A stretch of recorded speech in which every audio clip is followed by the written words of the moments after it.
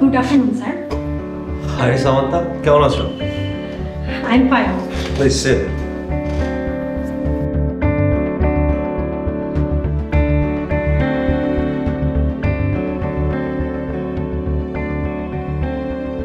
Samantha, if you don't mind, একটা personal question করতে পারি? Okay, sir. No problem. তোমার কি বিএফ আছে? No, sir. কি বলো? তোমার মতো একটু স্মার্ট সুন্দর একটা মেয়ের কোনো বিএফ নাই, এটা কি হতে পারে? স্যার, আমি আমার ক্যারিয়ারের দিকে ফোকাস। আর এই প্রেম ভালোবাসা আমার কাছে বোঝা। সো টাইম দিতে পারবো না।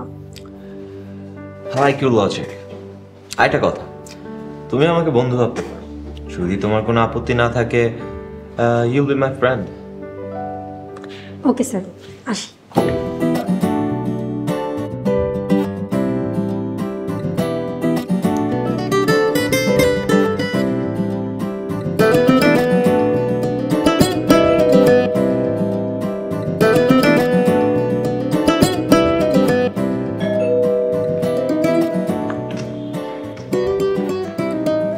আসসালামু আলাইকুম।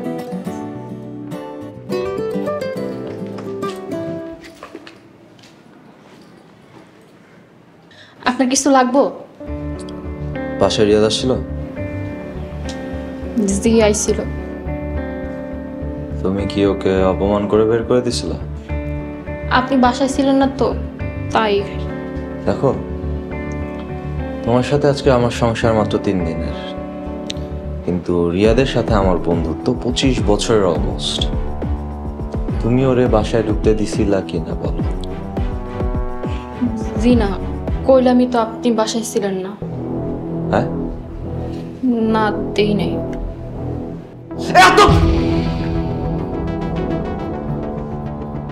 আপনি ভিতরে যান, আমি আপনার চা দিতেছি।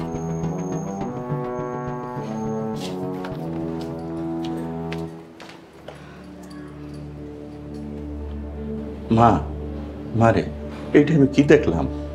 জামাই তোরে মারে? অন্যায় করছি তাই মারছে আব্বা। অন্যায় করলে তো মারবই, আর অন্য কেউ তো মারে নাই, নিজের স্বামী তো মারছে।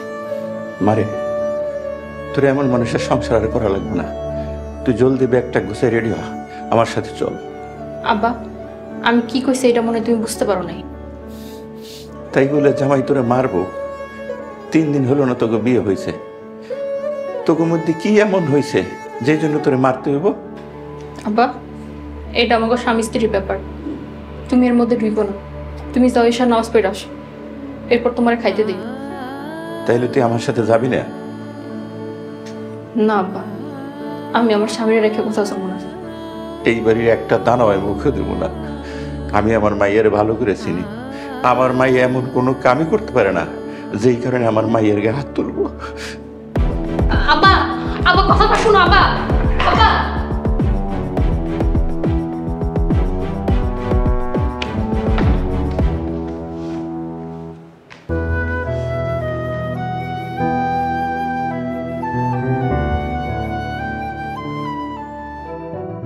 হ্যালো।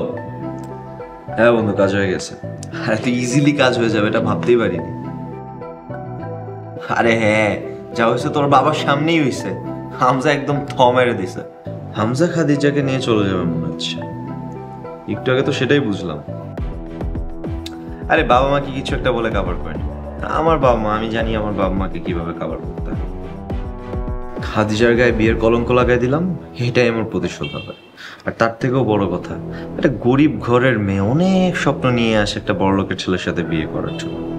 দেখ, উঁচু উঁচু অট্টালিকায় থাকবে, ভালো গাড়ি বাড়িতে থাকবে, চড়বে, অনেক টাকা পয়সা উড়াবে। কি হইলো? কোনো লাভই হইলো না। এইবার বুঝবে ঠেলা।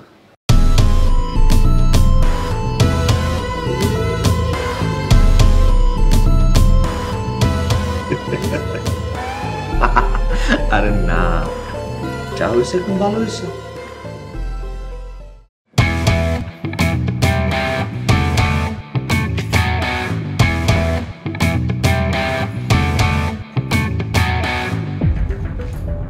খাদিজা, এই খাদিজা, খাদিজা।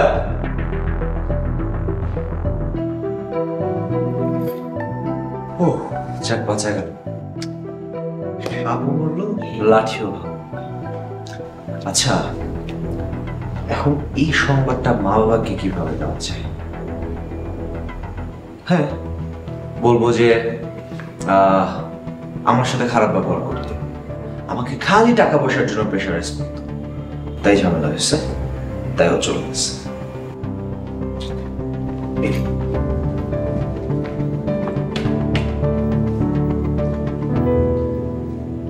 আপনার কিছু লাগবো?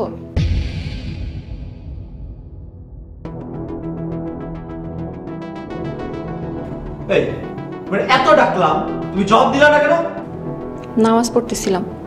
আপনি কেন ডাকছিলেন? তোমার বাবা কই? আব্বাই চলে গেছে। উনি তো দেখতেছি বিরাট অভদ্র মানুষ। উনি আমারে না বলে চলে গেল কিভাবে? আব্বাই খুব মন খারাপ করছে, আমায় নিয়ে যেতে চাইছিল, আমি যাইনি, তাই রাগ করে চলে গেছে। তুমি কেন যাও নাই তোমার বাবার সাথে? তুমি কেন বুঝতেছো না যে তোমার জন্য আমার একটুও মায়া নাই? আদিল, আপনার কি হয়েছে কন্ত? আমাকে বিয়ে হয়েছে 3 দিনও হয় নাই, এখনই আমার তাড়ানোর লাগে আপনি ব্যস্ত হয়ে গেছেন। আমার দোষটা কি? তোমাকে বিয়ে করে না আমি আমার অপমানের প্রতিশোধ নিয়েছি। তোমাকে বিয়ে করেছি, তোমাকে মেনে নিয়েছি, আবার সেভাবেই তোমাকে আমার লাইফ থেকে ছুঁড়ে ফেলে দিয়েছি। বুঝতে পারছি? এটাই ছিল আমার প্রতিশোধ। আর তুমি কেন বুঝতেছো না তোমার মতো একটা গ্রাইমা আনস্মার্ট মেয়েকে আমি বিয়ে করব? হ্যাঁ, আর শোনো, তুমি কালকে সকালেই চলে যাবে, তোমার এই মুখটা আমি দেখতে চাই না। বিয়ার সময় আমি শপথ করছি, যাইতে হলে এই বাড়ি থেকে আমার লাশ চাইব, কিন্তু আমি যাবো না। একমাত্র মরণই আমার এই বাড়ি থেকে বাইর করতে পারবো। তাই আমিও দেখব তুমি কতটা অত্যাচার সহ্য করতে পারো। প্রস্তুত থাকবো। কালকে থেকে তোমার জীবনটা যদি আমি নরক না বানায় দিছি, আমার নাম আদিল না। দুনিয়ার নরকরে ভয় পাই না, পরকালের নরকরে ভয় পাই, আল্লাহরে ভয় পাই।